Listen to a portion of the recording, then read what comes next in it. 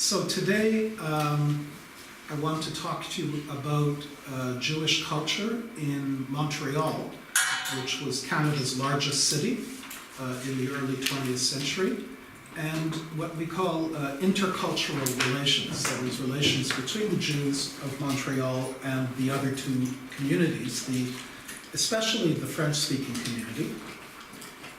Montreal has often been called a city of two solitudes. I don't know if you're familiar with that, but there was a novel written back in the 1940s, and its title was Two Solitudes. And what the author was referring to was the two communities, the English community and the French community, and how they really hardly ever met, that they almost lived in two different worlds, even though they were living in the same city. In recent years, there's been a lot of writing and scholarship done, and it's almost as if that is being revised to three solitudes. And the third solitude was the Jewish community of Montreal. So, for example, in Montreal, everybody knows that French and English are important spoken languages, that the majority speaks French, that an important minority speaks English, but what is often not known is until the 1940s, Yiddish was the third most spoken language in Montreal. And it was spoken by a large number of people, right? So Yiddish is still spoken in Montreal today, but not by the same people. Yid-Life Crisis. Pardon me? Yid-Life Crisis. Oh, you watch Yid-Life Crisis. I was tempted to show you Yid-Life Crisis, but I'm glad you know it. But Yiddish in Montreal today is mainly spoken by Hasidim, right? So if you go into the neighborhoods of Montreal, which I'll be talking about this evening, where there are Hasidic populations, you will hear Yiddish on the street, right? But the Hasidim use Yiddish as the domestic language among themselves. But in the early 20th century, Yiddish was the language of the vast majority of Jews who lived in Montreal.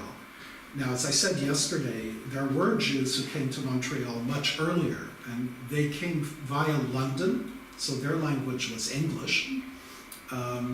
Sephardic Jews who had traces back to Amsterdam, and before that, obviously, to Spain. And there were Jews from Germany. And German Jews, by and large, did not speak Yiddish, or did not want to speak Yiddish. They spoke English and German. And generally, they were from the upper classes, right? So as in many North American cities, you had earlier immigration from Germany, but these tended to be professionals and businessmen. The large waves of immigration that came to Montreal in the late 19th and early 20th century were very different in their social composition. And they brought with them, and we'll talk about that in a little bit, they were mainly workers, right? Small businessmen and intellectuals. And many of the intellectuals were also workers. So they couldn't afford to be intellectuals full-time, they had to earn their living. And so many of them, like the vast majority of those who moved to Montreal, worked in the garment industry, the shmata trade, as it was known, or were private, they were teachers, they were tailors, they were all kinds of things like this. But they brought with them a Yiddish culture that was a culture that was dedicated to modernity, right? So there's sometimes a tendency to think of Yiddish as a kind of folk language, right, or as a kind of dialect. But in fact, in Europe itself, in the early 20th century, there was a big flourishing of Yiddish arts, as I'm sure you know. I don't have to give you a lesson about that, right? Poetry, novels, theater, book design, even cinema, right? And that was also the case in North America, certainly. And Yiddish culture in Montreal was very much in touch with the major centers of European Yiddish culture, Vilnius, Lemberg, Lvov, Lviv, Warsaw, and of course with New York City. And there was regular transit between New York City and Montreal, where the poets of both cities and the writers of both cities were appreciated in each. There was a Yiddish theater in Montreal that was very productive.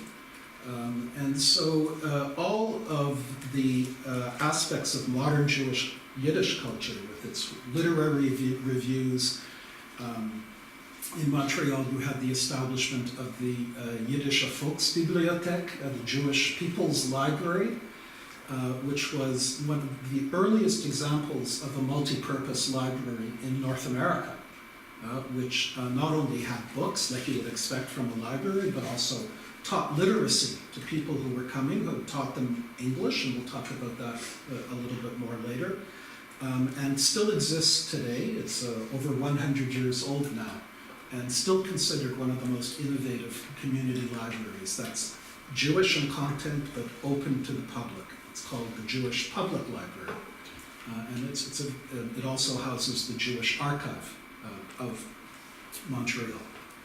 So I'm going to be talking mainly about Montreal in the 1930s because it's a decade of crisis, as we saw yesterday. Where did Jews come from? Well, they came from places like this. There are two waves of immigration, of Eastern European immigration to Canada, and Montreal being the major center for this. One follows the pogroms in Russia and in the Pale in 1903, 1905, and the Russian Revolution of 1905. Right? So people like this, who were at an anti-pogrom demonstration in Vilnius in 1905, may well have, would certainly have been among those who would have immigrated to Canada and to the United States, of course, at this time. Right? There's a second wave of immigration, which is more from Poland. Right? This is a group of weavers from Lodz. Right? This is 1916. But obviously the Russian Revolution, the Brest-Litovsk settlement, all of these issues created conditions for more Jews to want to leave, but this time I would say more from Poland than from Russia. And many of these Jews came, again, it's important to understand, they were not necessarily peasants. They weren't like Tevye the milkman, right? They were already industrial workers here in Europe. They came with their traditions of trade unionism. They came with their organizations like the Bund, the Jewish Bund, and all political tendencies. So this was the kind of book that you could find in Montreal in these years. You read Yiddish maybe? Revolutionary Russia, right? It's a songbook, right, this one. And so it celebrates the Bolshevik Revolution of 1917, and it's designed specifically for Jewish workers in North America. Another example is the Workers' Almanac from 1926. Right? So, basically, what I'm trying to show you is that all the tendencies of European socialism and workers' organization and Zionism were represented in North America, in Montreal, at this time. So,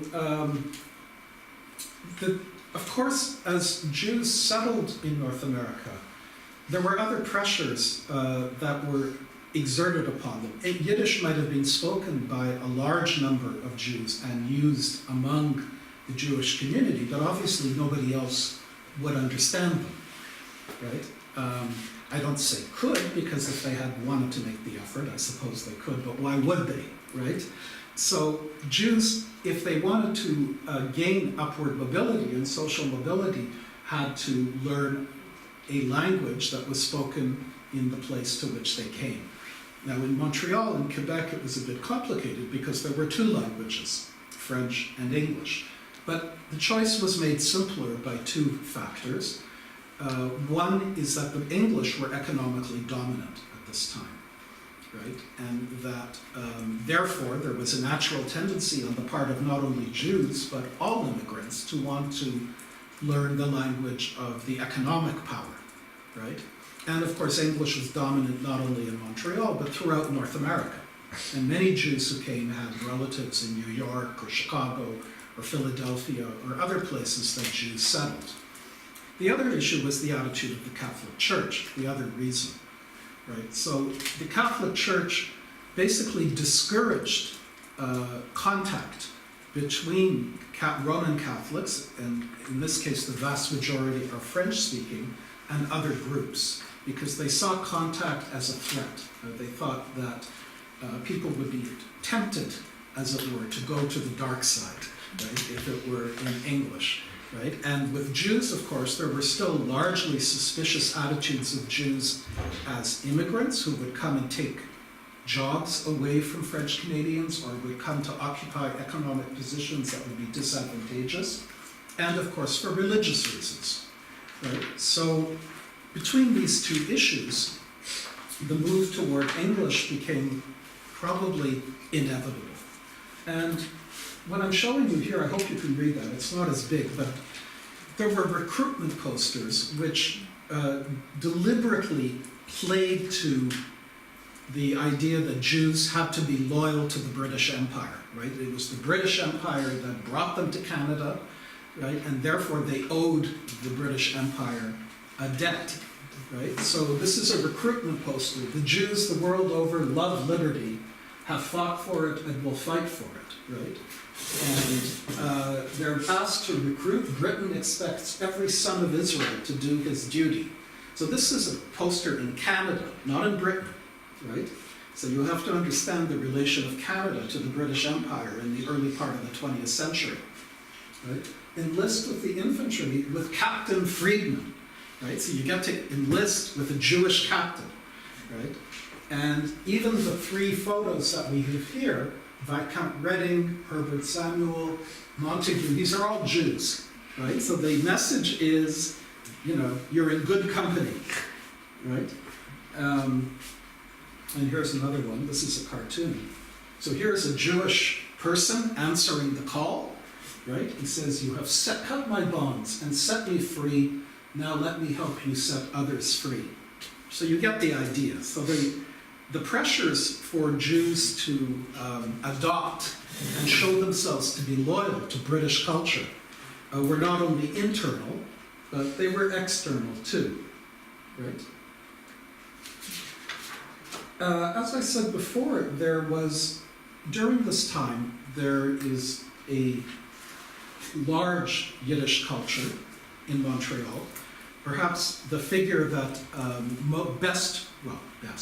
the figure who's perhaps considered the best modernist Yiddish poet of Montreal is Yud Siegel, Joseph Isaac Siegel. And this is one of his books, Let's a Leader. And he was very prolific. He worked as a tailor and as an educator, exactly as I told you before.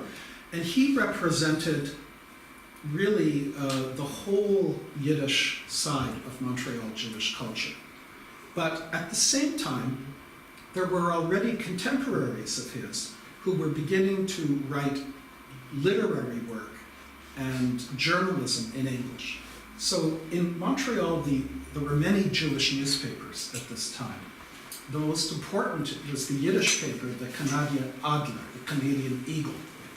But in the 1930s appears a new newspaper called the Canadian Jewish Chronicle, written in English and edited by a poet whose name was Abraham Moses Klein, A.M. Klein, who I'll talk about more tomorrow. But Klein was a very interesting man. He grew up speaking Yiddish in a Yiddish-speaking family, but he decided that for Jewish writing to participate in Canadian culture, it had to move over to English. So Klein and Siegel were friends. They spoke to each other all the time in Yiddish. Klein was perfectly fluent in Yiddish, but his public life was in English, but also in French, because he trained as a lawyer. And as a lawyer, he went to my university for law, Université de Montréal, where he studied law in French. And there were two reasons for that. One is that in Quebec, unlike the rest of Canada, there is a civil code, which is based, in other words, in the rest of Canada, you have the criminal code, which is federal, and then you have British common law for civil law. But in Quebec, you have the Code Civil, right? And that is based on Roman and French law. So to practice as a lawyer in Quebec, if you wanted to practice outside the English community, you really had to know the Code Civil. The other was that McGill University, which was where the other law school was, had quotas on Jews, right? So many, many Jews of this generation who wanted to go into the professions, whether it was law or medicine or pharmacy, went to Université de Montréal, which paradoxically was a Catholic university that had no quotas on Jews, right? The only quotas were later when you tried to get a job at a hospital. Then they didn't want Jewish doctors, right? But they were perfectly willing to train them. So Klein got his legal training at Université de Montréal and then actually practiced law for a few years in a small French-speaking town outside of Montreal. So he was fluent in Yiddish, Hebrew, English, and French. And his poetry and writing do reflect this. I'll talk about that more tomorrow. In any case, he became the editor of the Canadian Jewish Chronicle as well. He ran for Parliament as a Social Democrat, didn't win, and he was a member of Hashomer Hatzair, right, the left-wing Jewish youth Zionist organization. He was also, as he said, he openly questioned whether in the modern world, the modern world of the 1930s, that is, Yiddish could be the only language for Jewish culture. And I'm just going to quote him. He says, "The wealth of our culture comes precisely from the fact that so many expressions of it come in a variety of languages.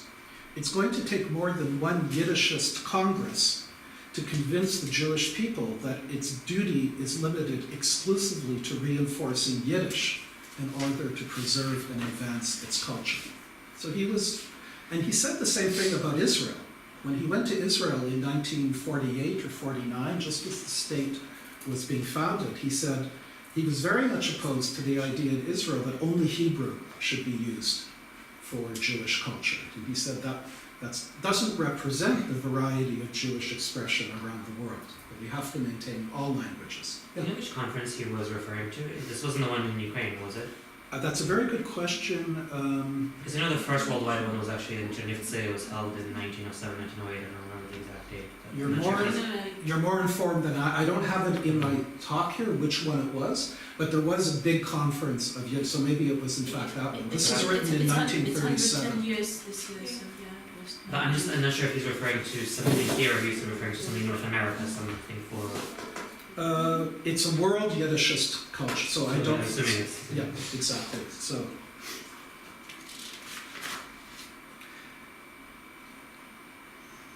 So one of the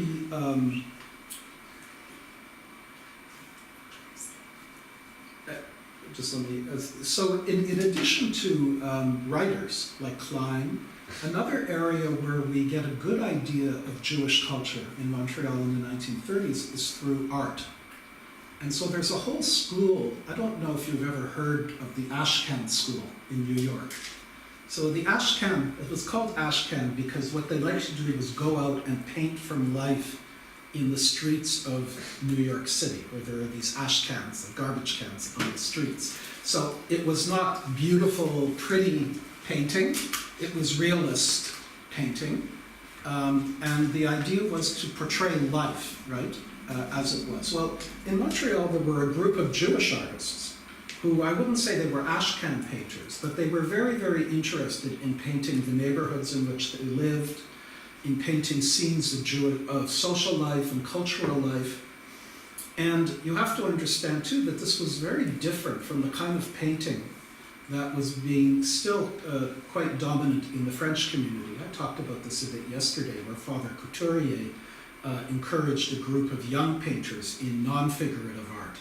But the dominant tendencies were still images of the countryside, because the Catholic Church promoted a rural way of life, so they wanted to idealize rural life. So you had all these often very, very beautiful or interesting paintings of French-Canadian villages or harvest scenes or snow, there's lots of snow, so scenes of people on sleds or with maple syrup, right? And even some in the city where the styles were very much what we would call post-impressionist. But these painters really went into their own neighborhoods. This is one who was very important at the time, Louis Moulstock. And you can see by his style, this is much more in what we'd call the kind of School of Paris style, sort of modernist. But another was Jacques Bader. These are, and Bader, for example, went into the kinds of cafes that lined the Boulevard Saint-Laurent, which is also known as the Main, which was kind of the high street for Jewish life in Montreal in the 1920s and 30s. And so you see, this would be a typical cafe scene where Jews from the neighborhood go and hang out, right? And he did many large murals of nightclubs, and what you get is a portrait of sophisticated urban life, right? And it's very interesting because in the last 10, 15 years, there's been a whole renaissance, or never mind renaissance, a whole new interest in these Jewish painters from the larger community. And there's been special exhibitions of the Jewish painters of Montreal, curated by people from the French-speaking community, who are discovering and saying, hey, these painters show us a Montreal of the 1930s that other painters never showed us, right?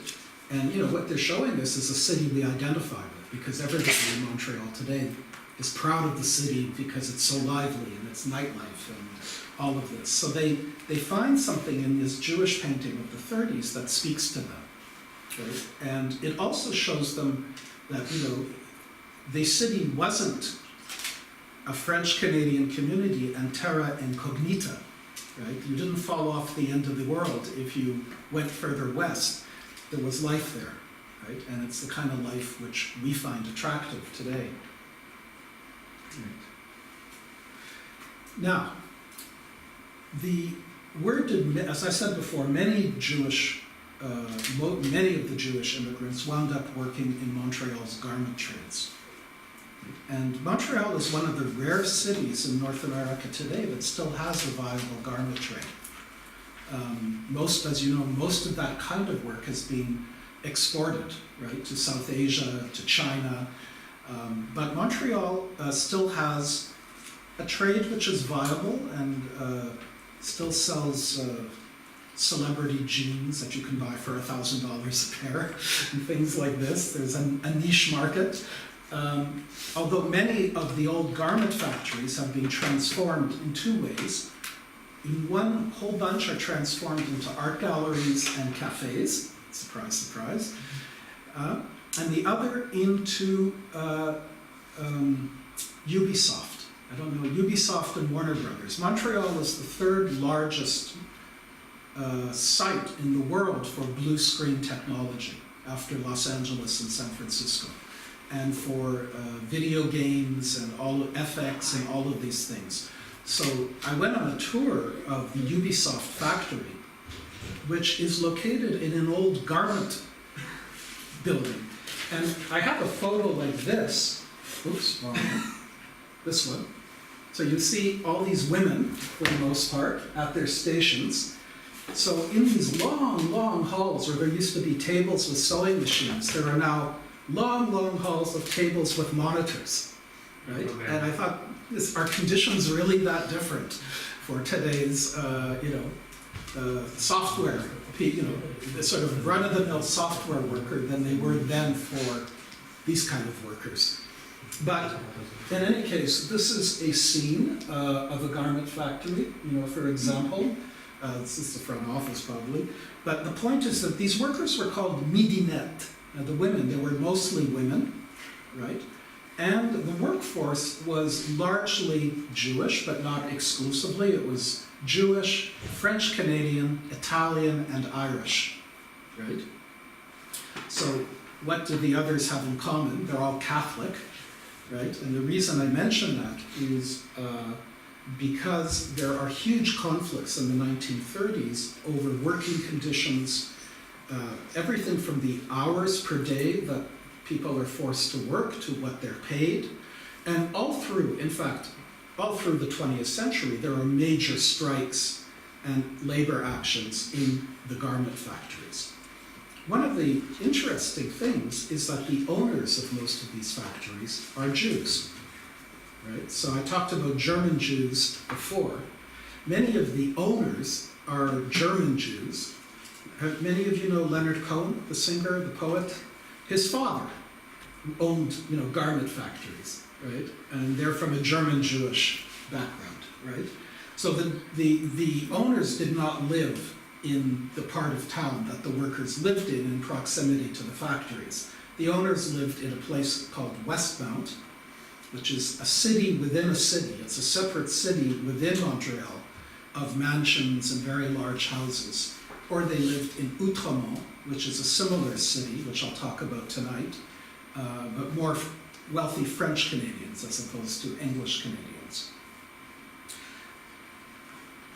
So here's a photo of a strike, right? This one is 1939. It says Montreal at the beginning of the Second World War, right? And pour les droits des couturières, right? For the rights of seamstresses, right? So this would be a very typical thing. Now, the garment workers were organized in two ways. On the one hand, there were the Catholic unions. Okay, so the Catholic unions were not really workers self-organizing. They were unions in name organized by the Catholic Church to represent workers to the bosses. And this was a typically paternalistic gesture on the part of the church, which was they would intervene to protect their flock, as it were. And they would negotiate with the bosses so that conditions were less difficult. But at the same time, the International Ladies Garment Workers Union, right, which was an international union, in other words, a union that was founded in the United States, came to Montreal and wanted to organize garment workers as they had done in New York City, right? So just as many of the workers in the garment trade were Jewish, many of the leaders, most of the leaders of the garment trades were also Jewish in the union. So here is a picture, this is from New York City, not from Montreal. This is a picture of garment workers on, a chapter of the ILGWU in New York. As you see, the banners are all in Yiddish, right?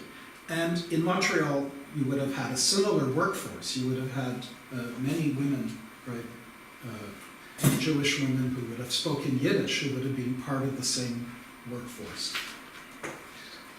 Now, a leader of the garment workers in Quebec was Lise Robach. If you looked at the poster that has the announcement for this course, on the poster there's a mural that you can see walking along the street in Montreal of Lise Robach, right? And the text is in Yiddish and in French. It's a very good-hearted because the French is grammatically wrong, but that's okay. It was painted clearly by someone who has English as their first language, but it was a nice attempt. But the point is that Lise Robach was born in Quebec City, not in Montreal. And Quebec City was 99%, maybe 99.98% French-speaking, right? And there were a few Jewish families in Quebec City, some businessmen, some professionals. And she became a union militant and moved to Montreal to organize garment workers. But because she grew up in Quebec City, she spoke fluent French. And therefore she was able to make contact with the French workers too. Now the church didn't like this. The Catholic unions didn't like this, but nor did the bosses.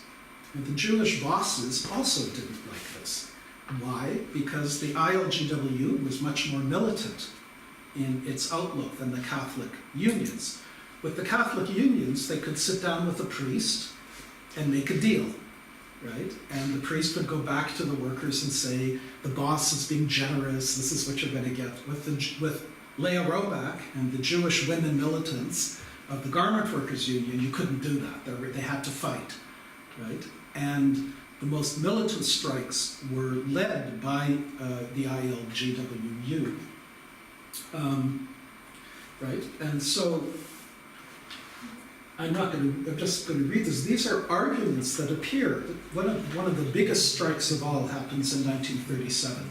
So yesterday I spoke about L'Action Française, the French magazine of Charles Maurras, and how in Montreal, people who have felt similarly developed this L'Action Nationale.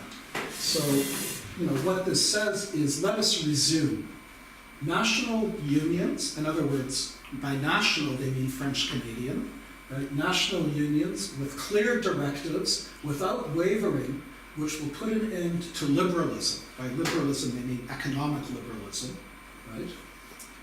What they want instead is a corporatist system, right? So corporatism is a political ideology, right? But one that doesn't confuse the 13th century with the 20th, right? We want to be up to date in our corporatism. The model for that was, at the time, someone like Salazar, who was president of Portugal in the 1930s, which knows how to adapt to our rhythm of life and has the legal approval of the state, which is indispensable in a civil society, right? And here is another one, victory through the national union, right? So there was a real debate at this time. Now, this is all, yes. So this all is in a larger context. I'll just go back to the Jewish bosses for a minute. What they like to do, this is very strange, and you might find this very strange, but Klein and others attacked the Jewish bosses for this, is they would actually fire Jewish workers, right? Because they found them to be too militant, right? And they would throw masses of Jewish workers out of their factories, and then they would give to Jewish charities so that these workers would have food, right? And so you can imagine the debate within the Jewish community over this, that in order to maintain low wages and long working hours, they would try and get rid of the Jewish workers, who then have no work. So at that point, they would go to local Jewish charities and say, here's some money for them to have food, right? So this was not a happy arrangement, but this was also within the context of a larger campaign among the right, the very conservative nationalist community, which was called Achat chez nous, buy from us. Let us buy from us, right? So this is like a typical poster of the most virulent kind of achat chez nous. So you'll have, of course, the usual stereotypes, we can't do without them, right? And it says, the money that you are spending in this store, this poster would be put up in front of a store that was owned by Jews, right? The money that you are spending in this store will serve communism to fight Christianity, right? So Jews are naturally communists, right? Even Jewish businessmen somehow, right? And their money will go to fight Christianity. Let us unite and buy only from Christians. Yeah. I'm not sure if it's a linguistic difference, but is there significance to communisms versus the one Christianity? Or is it, oh, there was just a mistake that they... No, it's plural, which is a very, very good observation, right? It's in plural. So, in other words, there are lots of different tendencies on the left, but for these people, it's all communism. Like if I said, oh, but I'm not a communist, I'm a social democrat, that wouldn't register, right? It's all the same to them. It kind of seems more sort of like duplicitous or scary. There's all these different kinds of communism. Exactly. It has tentacles, right? It's all over the place, right? So, I mean, this is an extreme poster, right? I'm not going to pretend. I don't want you to have the impression that it was like this all over the place. But there were people who actually would go to this length. The cleric who probably represented this idea the most prolifically was named Lionel Groux. You see his name there, Abbé Lionel Groux. And these are two of his books that are, and this is a novel, right? L'appel de la race, right? The call, now race, again, one has to be careful because in the 19th century, race does not have the same connotation that it does today, right? So in the 19th and early 20th century, you talk about les Anglais, like les Français as une race, right?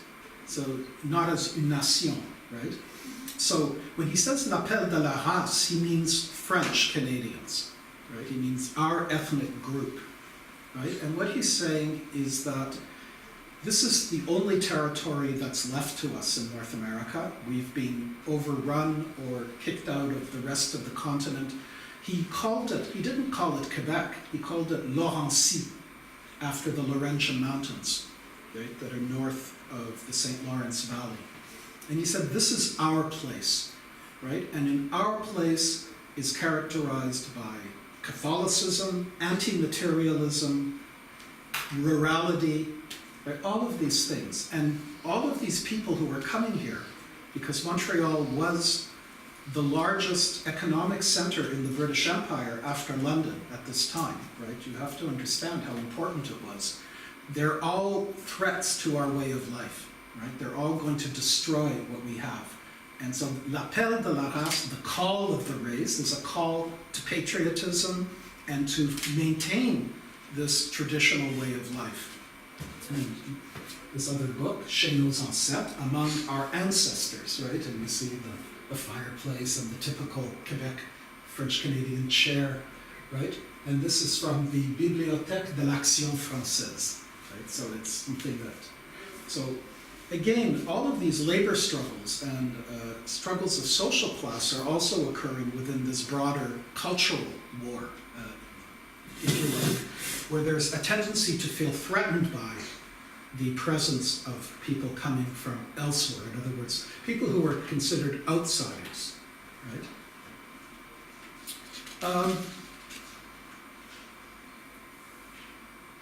There were people, and again, it's important to keep a balance on this. There were important journalists and intellectuals who spoke out against this view, right? One of them was Jean-Charles Harvey, right? And he was the editor of a major daily newspaper at the time called Le Jour, right? The Daily. And one of his most important books was called La Peur, Fear, right? And this is so important that it's been republished in a modern edition, because Harvey takes on this ideology of l'appel de la race, right? And says, that culture flourishes through exchange. We live in a democracy. We have to defend everybody's rights. I won't even go through it. It's something I think that that we hear often. But the point I want to make is that it was also represented at that time, right? And these are people that Couturier, as I said yesterday, came into contact with, which made him feel a lot better about his time in Quebec.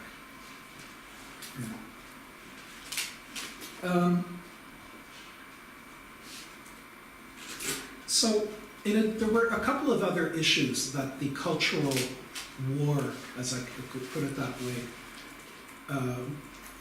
gravitated toward, and that were sources of conflict between the Jewish community and the French-Canadian community, or at least between their elites, let me put it that way.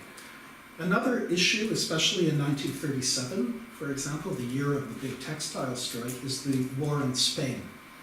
So I don't know how familiar you are with the Civil War in Spain. You are good. So between 1936 and 1938, right, you have this conflict between the Spanish Republic and the nationalists that are led by General Franco, who eventually win, and Franco becomes the dictator of Spain until the 1970s. I think it's 74, if I remember correctly. So again, because the church was anti-modernist in its orientation, and because it saw communism everywhere, and indeed there were many communists. The communists were an important factor in Republican Spain. The church, by its very nature, was virulently opposed to the Republican cause. Now, there were many volunteers from Canada who went to fight for the Spanish Republic, and they belonged to what was called the Mackenzie-Papineau Battalion. So Mackenzie and Papineau were the leaders of 19th century revolts against English rule, right? And there were French Canadians, English Canadians, and many Jews and others who enlisted in this battalion. But the position of the church in Quebec is that Franco, represented what the true nature of Spanish society, as it were, devoutly Catholic, just like they imagined Quebec to be, right? Anti-modern, agricultural, right? So the church supported the nationalists. The Jewish community, by and large, did not. And in fact, I don't think you could find any expression in the Jewish community of support for Franco. More typical is this kind of political cartoon. So this is by one of the Jewish artists that I was telling you about earlier. This is Henry Meyrowitz. What's interesting is that it's published in French, right? So he's publishing it in a French newspaper, perhaps Harvey's newspaper, right? And it's called Hitler Plays with Fire in Spain, because as you might know, Hitler and Mussolini provided a lot of military support for General Franco, including the bombing of Guernica, right? The first firebombing, the first major firebombing, which was a kind of a test run for what would happen in the Second World War. So here in Espagne, with its church, right? Always like that, and there's Hitler lighting the fuse, right, to blow up Spain. And this, I think, given that Jews were already extremely worried about the anti-Jewish measures that the Nazis had been implementing all through the 1930s, and people were aware of those were announced all the time in the papers. If you read the Jewish press in North America in the 1930s, every issue, there'd be a report on what's happening in Germany, right? This is before the Second World War. It's between the time Hitler comes to power in 1933 and 1939. So anything to do with Hitler, obviously, was not going to meet any approval within the Jewish community. You also have, now, the reason I put this up, why did I put that up? Okay, so in 1936, and again, there were representatives of the Spanish Republic who came to Montreal to enlist support. And they spoke at what was then the hockey arena, right? So if you know anything about Canada, you know that the hockey arena is like a temple, right? It's sacred. And the hockey arena at that time was located right in the Jewish neighborhood, right in the neighborhood where most of the Jewish working class lived. And so this rally for Republican Spain provoked huge anti-Semitic demonstrations, right? So what happened is immediately it was denounced as a pro-communist rally and a Jewish rally, because the two went together. And there were marches up Saint-Laurent, the main street, and Jewish shop windows were smashed. And these were led by students from my university, from the Université de Montreal, who called on the city to ban the demonstration. So the University of Montreal, has changed a great deal, but at the time was still a university run by the church, where professors had to sign, when they began to work at the University of Montreal, they had to sign something called the anti-modernist oath, right? So you had to swear, right, not to teach modernism in any form in your classes, right, and to be on the lookout for it, right? So this is the 1930s. At the same time, this is a bit of an anachronism because the university hadn't quite yet moved into this new campus. It was almost all built, but the university used to be down in what was called the Latin Quarter, right? But gave itself this very beautiful new campus on the mountain in Outremont. So, in other words, in the neighborhood where the children of the elite lived, so they could walk to school, although it's a steep walk up the mountain. And the university, this is the main building complex. The university now is much, much bigger. It's surrounding it are other buildings. And it, of course, is an entirely secular university now, and is responsible for training most of the elites of Quebec politics and business and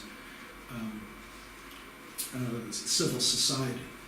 So, in any case, I always like to remember that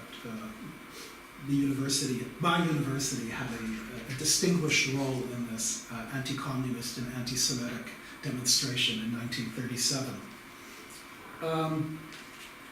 This is an example of an anti-Franco poster that you would have found at this time. Right? So it's called Las Nacionales, and they're all, who's in the boat together? Who's in the nationalist boat together? You have clearly the army, the church, the bourgeoisie, right? So this was the image that would have circulated. This is an anti-Franco propaganda poster from the time. Right. Now there was another area as well where the Jewish community differed, and this was what was so-called the padlock law. So in this time, there was, all of this, as you can see, is against the backdrop of the Bolshevik Revolution, against and the church's opposition to communism, much more than to fascism, it has to be said. That in this period, the church regularly makes pronouncements about communism, but very seldom, if ever, denounces fascism. Right? And the Prime Minister of Quebec at this time is a man called Maurice Duplessis. Okay. And Duplessis' electoral base is very much in the countryside, in the kind of conservative Catholic milieu that Lionel Groux and the Catholic unions talk about. It's interesting because he has a very nationalist discourse, but he's responsible for selling most of Quebec's natural resources to American companies. Not so unusual. Someone who speaks one game and in the background is doing something quite different. But in any case, in this cartoon, also by Henry Meyerowitz, he's portrayed as a kind of Napoleon, right? That he's, in other words, someone who's kind of obsessed with his power. And one of the laws that he brings in is called the padlock law. So the padlock law is a law that allows the police to put a padlock, a lock, on any establishment that is harboring communists, whether the establishment knows it or not. In other words, if there's a nightclub or a cafe that communists go to, the police can put a lock on it. If there's a union headquarters where there are communists, the police can put a lock on it. But more than that, the cafe doesn't even have to know that there are communists there. The union, so it's a very far-reaching law. And it's a very far-reaching law that goes against civil liberties. That goes, and the Jewish press here is largely opposed to it. There's a lot of joking in the press because there were communist members of city council. It was suggested that the city hall would have to be locked up, right? Because if there's one communist in the building, the police have the right to close the building, right? So this was part of a generalized fear at the time. In the Jewish community, there are differences of opinion and differences of degree that are important, right? So on the one hand, you have the Canadian Jewish Chronicle, which is edited by A.M. Klein, which is very outspoken in its criticism. Klein, as I said, was himself a social democrat, right? And so very, very interested in defending civil liberties.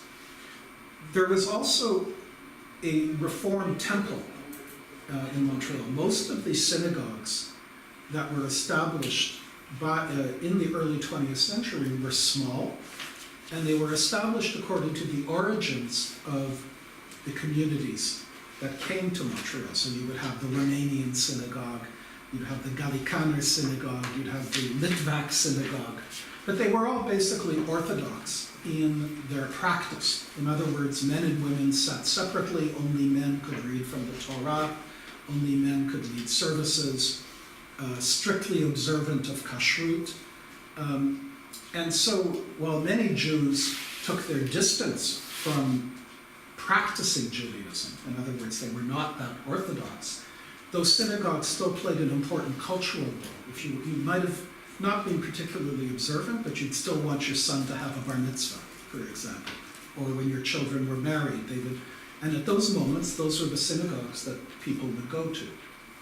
However, there was another tendency, which was the reform or liberal tendency, right, and which began in Germany, right, out of the Enlightenment, right, in which you probably know this, right, the emphasis moves away from the use of Hebrew toward the use of the vernacular language, which is English, right, certainly away from Yiddish, right, and these, they were not even necessarily called synagogues, they were called temples, right, and some of them would have an organ, like in a church, right, sometimes it was difficult to tell the difference between a Protestant church and a Jewish temple, right. And in Montreal there were two. One was called Holy Blossom Temple. And the chief rabbi of the temple, Rabbi Stern, was very active in trying to promote intercultural dialogue between the French community and the French clerical leadership and the Jewish community. So the temple, Holy Blossom Temple, had its own newsletter that it published regularly, where Rabbi Stern commented on the events of the day. And what's interesting is that unlike the Canadian Jewish Congress, which was founded more from a working class base at the time, the temple's positions tend to be more moderate.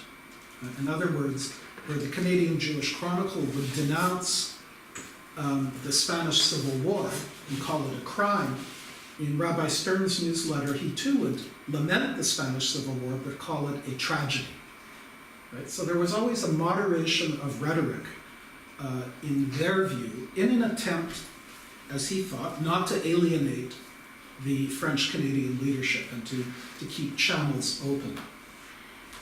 This is the same, I give you a close-up here of the hat, which has got the padlock on it with M. M is Duplessis' first name was Maurice, right? So he's emperor or whatever, Maurice, with his padlock. So the Jew, this is caricature, political satire, right? I mentioned before Salazar. So this was a book published in France as part of a popular series by Flammarion, and it's still a very prominent publisher today, right? So this was, how to make a state succeed, how to pull a state up by its bootstraps by Salazar, so providing lessons on what corporatism can teach, right? In any case, Rabbi Stern thought it was extremely important to maintain a dialogue because as the Second World War approaches, and in the 1930s, there are virulent strains of anti-Semitism.